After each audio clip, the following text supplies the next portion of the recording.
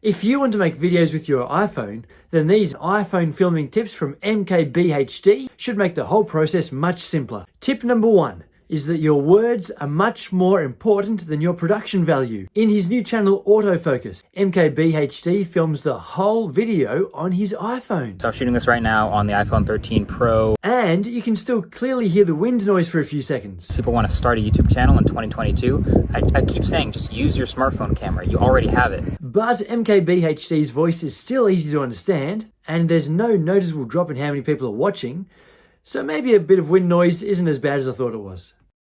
You don't always have to have fast-paced videos.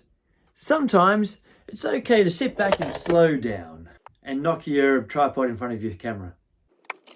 Sometimes it's okay to slow down. Look at this part of the video. Let's see what the window situation is. You can see dual pane glass, if I can get it in focus. But I would have edited out that part and jumped to the part where it's already focused. But MKBHD left it in, and no one's complaining.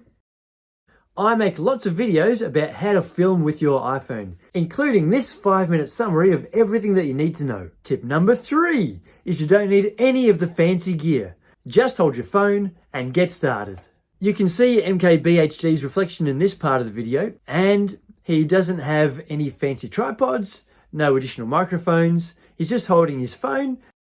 Is that you don't need to scrap the video just because you made a mistake. Here, MKBHD says the wrong size for the wheel. Pretty large wheels too. What are these, 21s?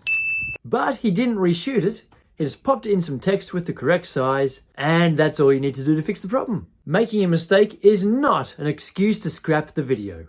Thank you, and I'll see you in the next video.